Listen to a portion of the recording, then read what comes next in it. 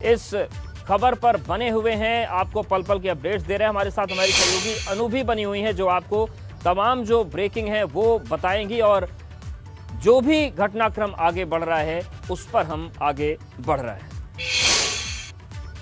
बुधवार को तमिलनाडु में हुए दर्दनाक हवाई हादसे का शिकार हुए chief of defence staff general Bipin Rawat समेत 13 लोगों के पार्थिव शरीर अब से कुछ देर बाद राजधानी दिल्ली लाए जाने वाले हैं।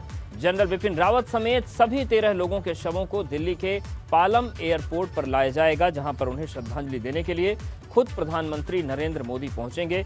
उनके साथ रक्षा मंत्री राजनाथ सिंह होंगे, राष्ट्रीय सुरक्षा सलाहकार अजीत डोभाल भी होंगे, तीनों सेनाओं के प्रमुख भी होंगे। उत्तराखंड के मुख्यमंत्री पुष्कर सिंह धामी समेत तीनों सेनाओं के कई अफसर तो होंगे, सर्वोच्च अधिकारी भी होंगे और शहीद जवानों को वो श्रद्धांजलि देंगे। तो ये 5 तस्वीरें भी हम आपको दिखा रहे हैं। तो देश दुखी है, श्रद्धांजलि की तैयारियां हो गई हैं। पालम एयरपोर्ट पर इंतजार हो रहा है, जो एयरबेस है तमिलनाडु का, वहां सुलूर का, वहां से हरकुलिस विमान के जरिए सभी 13 पार्थिव शरीर लाए जा रहे हैं और 9 बजे प्रधानमंत्री नरेंद्र मोदी पहुंचेंगे, वो श्रद्धांजलि देंगे। वहीं पुष्कर सिंह धामी भी पहुंच गए हैं दिल्ली और वो पहुंचेंगे, सीडीएस बिपिन रावत के आवास पर भी जाएंगे वो, और रक्षा मंत्री भी मौजूद रहेंगे जब प्रधानमंत्री श्रद्धांजलि देंगे। तो रात को 9 बजे प्रधानमंत्री एयरपोर्ट पहुंचेंगे, वहां पर सीडीएस बिपिन रावत समेत जो सभी मृतक हैं उनको श्रद्धांजलि अर्पित करेंगे। रक्षा मंत्री राजनाथ सिंह भी श्रद्धांजलि देंगे, एनएसए अजीत डोभाल और तीनों सेनाओं के प्रमुख श्रद्धांजलि अर्पित करेंगे। ये 5 तस्वीरें हम आपको दिखा रहे हैं और हर तस्वीर में दर्द है क्योंकि क्षति बहुत बड़ी है। देश के पहले सीडीएस के साथ ये हादसा हुआ है और सवाल भी हालांकि बहुत सारे हैं जिसके जवाब तलाशने की कोशिश जांच के जरिए की जा रही है।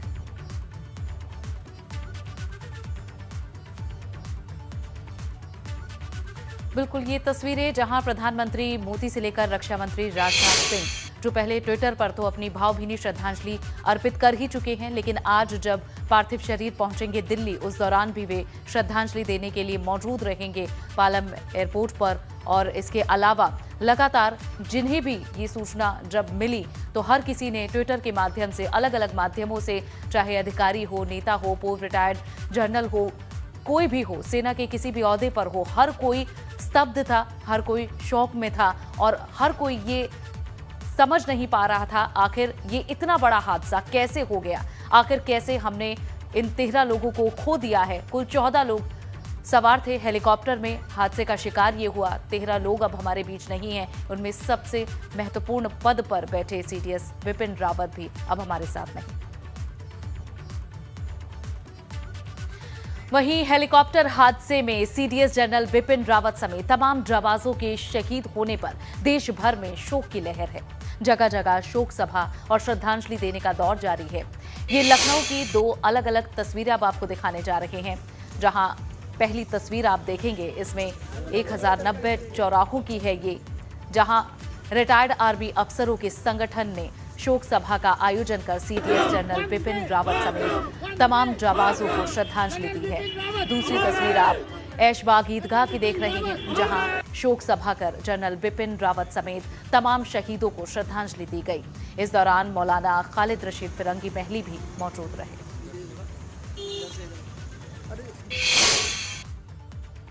पाकिस्तान और चाइना के नाक में भी उन्होंने दम कर रखा था। चाइना ने कभी नहीं सोचा था कि हमें बॉर्डर पे इतना प्रतिरोध झेलना पड़ेगा और वापस जाना पड़ेगा। चाइना के भी दांत खट्टे किए, उसी तरह से पाकिस्तान के अंदर घुसकर जो।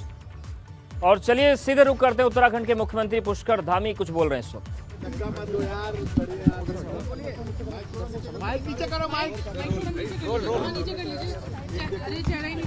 दिल्ली पहुंच गए हैं मुख्यमंत्री पुष्कर सिंह धामी और वो बात करेंगे, परिजनों से मुलाकात करेंगे, श्रद्धांजलि अर्पित करेंगे और सीधी तस्वीर हम आपको दिखा रहे हैं दिल्ली से।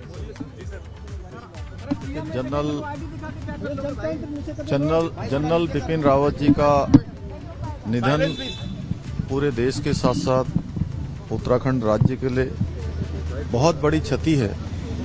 उनका अपनी मातृभूमि से विशेष लगाव था और जब भी वो मिलते थे हमेशा देश की सीमाओं के बारे में, उत्तराखंड के विकास के बारे में, वहाँ के पलायन को रोकने के बारे में उनका बहुत ही संवेदनशील दृष्टि रहती थी। और मैं व्यक्तिगत रूप से भी अपनी बहुत बड़ी क्षति मानता हूँ, क्योंकि मैं एक सैनिक पुत्र हूँ और सैनिक पुत्र होने के नाते हमेशा जब भी वो मिले उन्होंने हमेशा बहुत ही आत्मीयता से, बहुत सहजता से, सरलता से हमेशा मेरा मार्गदर्शन किया। और एक कार्यक्रम निकट भविष्य में, क्योंकि मेरे पूज्य पिताजी भी फौज में थे, उनकी जो रेजिमेंट सागर में है, इसी माह उनका और मेरा वहाँ जाने का भी साथ साथ कार्यक्रम था। आज इस अवसर पर उनके परिवार की मैं दोनों बेटियों से मिला हूँ, उनको साहस दिया है और पूरा राज्य, पूरा देश उनके साथ है। हम भगवान से प्रार्थना करते हैं उनके चाहने वालों को, सभी लोगों को भगवान ऐसे समय में शक्ति प्रदान करे, उनके परिवार के लोगों को, और उनको अपने श्री चरणों में स्थान दे। ओम शांति, ओम शांति। सर, परिवार की तरफ से परिवार के लोगों को परिवार से क्या बेटियों से मुलाकात हुई? तो मुख्यमंत्री पुष्कर सिंह धामी को आप सुन रहे थे। उन्होंने कहा कि चूंकि वो खुद एक सैनिक के बेटे हैं, ऐसे में मुलाकात उनकी होती रहती थी, व्यक्तिगत तौर से वो मार्गदर्शन करते रहते थे। और उन्होंने ये भी कहा कि अगले महीने मध्य प्रदेश के सागर में एक कार्यक्रम होने वाला था, जिसमें सीडीएस बिपिन रावत और मुख्यमंत्री पुष्कर सिंह धामी जाने वाले भी थे, लेकिन उससे पहले ये हादसा हो गया।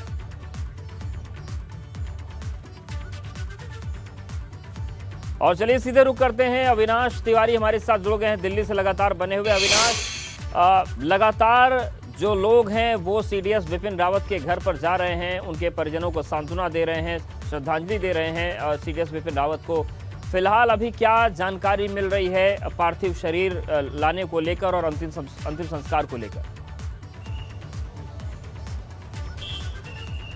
जी देखिए, अगर बात करें, सबसे पहले तस्वीरें दिखाएंगे। अब मुख्यमंत्री यहां से निकल रहे हैं सीडीएस बिपिन रावत के परिजनों से मिलकर के। अब यहां से वो उत्तराखंड सदन के लिए जा रहे हैं, जहां पे रात में वो रुकेंगे। और इसके बाद अगर बात करें तो कल अंतिम यात्रा में शामिल होंगे सीडीएस से। कल सुबह से ही मुख्यमंत्री यहां पे आ जाएंगे, जैसे ही पार्थिव देह इस बंगले पे लाया जाएगा, जो कि सरकारी आवास, सरकारी बंगला है सीडीएस का, यहाँ पे जैसे लाया जाएगा। उसके बाद मुख्यमंत्री पुष्कर सिंह धामी भी यहाँ पे पहुंचेंगे और जो परिवार है उनके साथ यहाँ पे मौजूद रहेंगे। अभी की अगर बात करें तो जो पालम टेक्निकल एयरपोर्ट में पार्थिव देह आना था, उसमें अभी थोड़ा वक्त है, तकरीबन 8:15 बजे करीब अब लैंडिंग बताई जा रही है कि जो विशेष विमान पार्थिव देह लेकर आ रहा है, तमाम सारे जो शहीद जवान हुए हैं सीडीएस के, जो वहाँ पे सीडीएस का जो निधन हुआ है दुखद, उन तमाम सारे लोगों का पार्थिव देह अब 8:15 बजे करीब पालम टेक्निकल एयरपोर्ट पर आएगा। जो विशेष विमान है वो वहाँ पे लैंड करेगा। उसके बाद फिर वहाँ पे विशेष व्यवस्था की गई है श्रद्धांजलि देने के लिए, जिसमें अगर बात करें तो रक्षा मंत्री राजनाथ सिंह श्रद्धांजलि देंगे। इसके अलावा तीनों सैन्य कमांडर, यानी कि तीनों वायुसेना, भारतीय थल सेना और भारतीय नौसेना के जो चीफ हैं,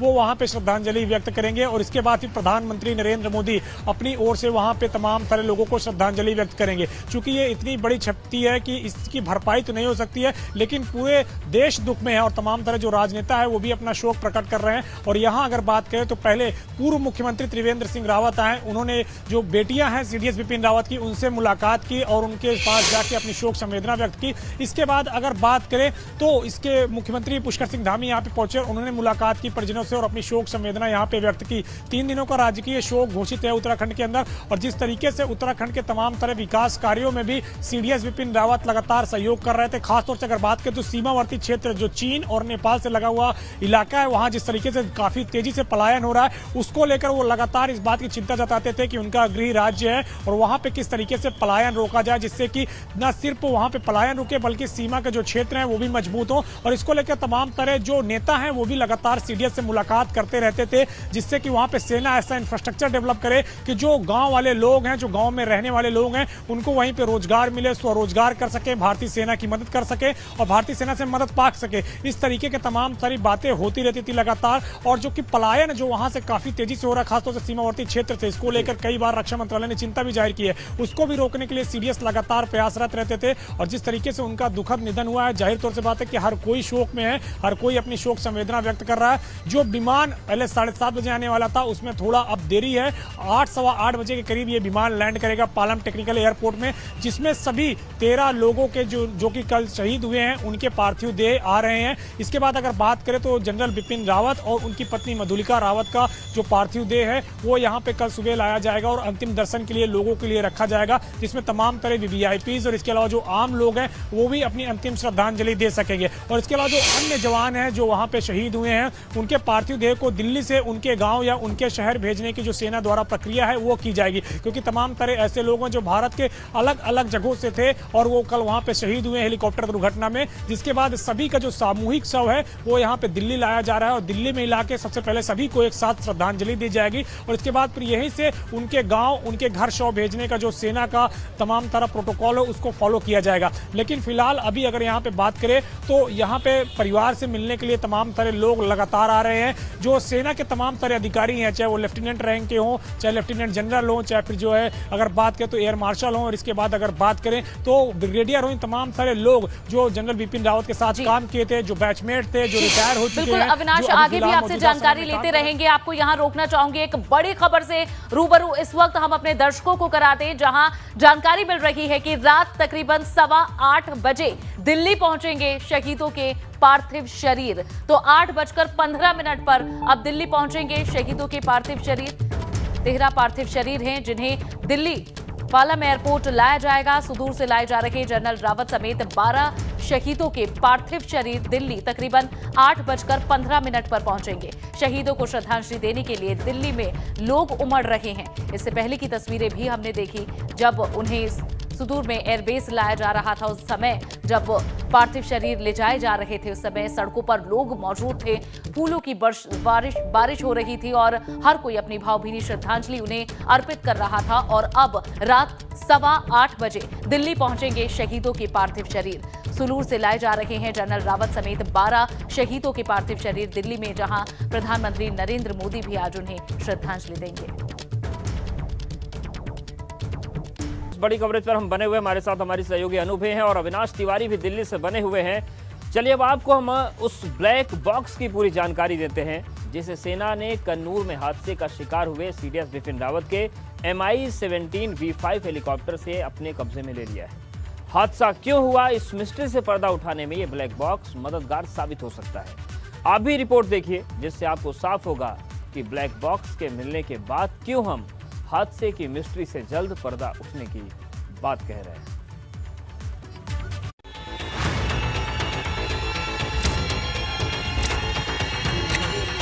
ब्लैक बॉक्स में तमिलनाडु के कुन्नूर में हुए हेलीकॉप्टर क्रैश ने पूरे देश को गहरा सदमा दे दिया। इस हेलीकॉप्टर क्रैश में देश के chief defence staff Bipin Rawat और उनकी पत्नी समेत 13 जाबाजों की जान चली गई। और ये सवाल खड़ा हो गया कि दुनिया का सबसे आधुनिक और ताकतवर हेलीकॉप्टर MI-17 हादसे का शिकार हुआ तो कैसे हुआ। ये सवाल इसलिए भी गंभीर हो जाता है क्योंकि MI-17 V5 हेलीकॉप्टर का इस्तेमाल देश के VIP मूवमेंट में खास तौर से किया जाता है। पीएम नरेंद्र मोदी समेत तमाम बड़े नेता और अधिकारी इसका इस्तेमाल करते आए। ऐसे में यह अहम हो जाता है कि जल्द से जल्द इस हादसे के राज पर बड़ा पर्दा उठ जाए और हादसे के पीछे की हकीकत सामने आ जाए। वहीं सेना को MI-17 V5 हेलीकॉप्टर का वो ब्लैक बॉक्स भी मिल गया है जिससे इस हादसे से जुड़े सबसे अहम सबूत मिल सकते हैं। साथ ही पता चल सकता है कि आखिर ये हादसा हुआ तो कैसे हुआ। तो सबसे पहले आपको जानकारी देते हैं कि दरअसल ये ब्लैक बॉक्स होता क्या है। सुबह 11 बजे के करीब सेना ने ब्लैक बॉक्स को बरामद किया। ब्लैक बॉक्स को FDR यानी कि फ्लाइट डाटा रिकॉर्डर भी कहते हैं। हादसे की वजह जानने के लिए इसका इस्तेमाल होता है। डाटा सुरक्षित रखने के लिए इसे टाइटेनियम से बनाया जाता है। ब्लैक बॉक्स की भीतरी दीवारें मजबूत होती हैं ताकि हादसे में ये सेफ रहे। हेलीकॉप्टर और प्लेन के पिछले हिस्से में इसे रखा जाता है। वही ब्लैक बॉक्स काम कैसे करता है, अब आपको इसकी भी जानकारी देते हैं ताकि आपको भी साफ हो सके कि कैसे ये ब्लैक बॉक्स कुन्नूर में हुए हादसे के राज से पर्दा उठा सकता है। ब्लैक बॉक्स यानी फ्लाइट डाटा रिकॉर्डर में सब कुछ रिकॉर्ड होता है। विमान की दिशा, ऊंचाई, ईंधन, गति, केबिन तापमान तक रिकॉर्ड किया जाता है। विमान की 88 प्रकार की जानकारी ब्लैक बॉक्स में रिकॉर्ड होती है। 25 घंटे से ज्यादा की रिकॉर्डिंग ब्लैक बॉक्स में रिकॉर्ड की जा सकती है। 11,000 डिग्री सेल्सियस तापमान को ये 1 घंटे तक सहन कर सकता है, जबकि 260 डिग्री सेल्सियस तापमान को ये 10 घंटे तक सहन कर सकता है। आखिरी 2 घंटे की प्लेन की आवाज को ब्लैक बॉक्स रिकॉर्ड करता है। इंजन, इमरजेंसी अलार्म, केबिन और कॉकपिट की आवाज रिकॉर्ड की जाती है, जिससे हादसे से पहले विमान के अंदर के माहौल का पता चल जाता है। इन्हीं खूबियों की वजह से ब्लैक बॉक्स का मिलना कुन्नूर हादसे को लेकर बेहद अहम हो जाता है, क्योंकि इससे जो जानकारी मिलेगी उससे ये साफ हो सकेगा कि हादसे से पहले सीडीएस बिपिन रावत के MI-17 V5 हेलीकॉप्टर में क्या कुछ हुआ था। वहीं जमीन पर भी हादसे से जुड़े सबूत जुटाने के लिए सेना की कई टीमें काम कर रही हैं और एक एक चीज को जांचा और परखा जा रहा है। क्रैश साइट से डिटेल्स जमा कर लिए गए हैं और क्रैश साइट से जमा किया गया है ब्लैक बॉक्स। ब्लैक बॉक्स जो महत्वपूर्ण राज का पिटारा हो सकता है, जो इस बात के राज खोल सकता है कि आखिरी मौके पर उस MI-17 V5 हेलीकॉप्टर के साथ आखिर क्या हुआ, किस तरीके से उसका संपर्क ATC से टूटा, किस तरीके से वो हेलीकॉप्टर और उसके पायलट ने फ्लाइट को बचाने के लिए क्या क्या कोशिशें की, किस तरीके से कॉकपिट में आखिरी समय पर क्या बातचीत हो रही थी। ये तमाम चीजें जो इस क्रैश साइट से बरामद किया गया है ब्लैक बॉक्स, उस ब्लैक बॉक्स से निकाली जाएंगी। पूरा देश ये चाहता है कि तमिलनाडु के कुन्नूर में सीडीएस बिपिन रावत के हेलीकॉप्टर क्रैश का सच जल्द से जल्द सामने आए और सेना भी इस सच को सामने लाने के लिए तेजी के साथ जुटी हुई है। कुन्नूर से प्रलय उपाध्याय के साथ ब्यूरो रिपोर्ट, ABP गंगा।